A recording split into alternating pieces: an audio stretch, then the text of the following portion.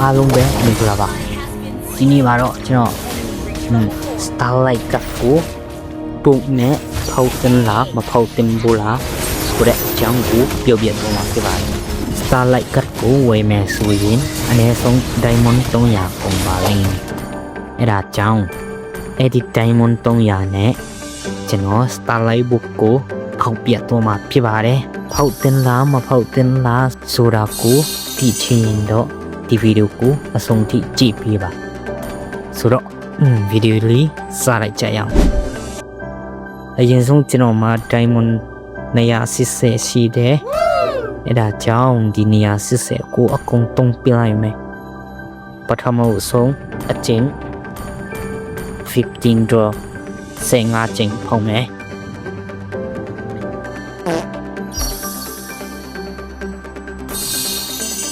ပြီးတော့ဒုတိယအကျဉ်5ကျင်းဖောက်မယ်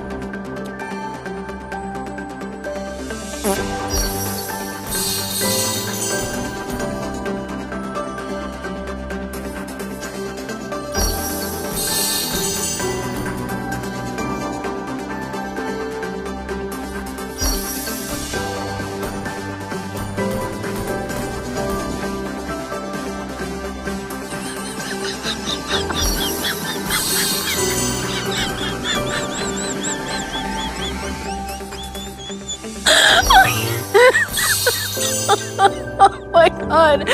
Did you?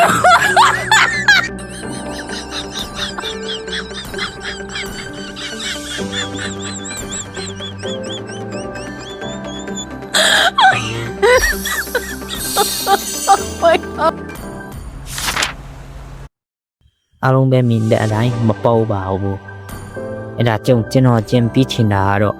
ဒီ Starlight book ကိုဖောက်မဲ့အစား Diamond စီရင်ကတ်ကိုဝယ်လိုက်ပါခုနောက်ပိုင်းအရင်တုန်းကတော့ပေါက်ပါတယ်ဒါပေမဲ့အခုနောက်ပိုင်းတော်တော်များများမှာတော့ပေါက်ဖို့ခက်ပါတယ်အဲ့ဒါကြောင့် Starlight ကတ်ကိုဘုတ်နဲ့မဖောက်ပဲ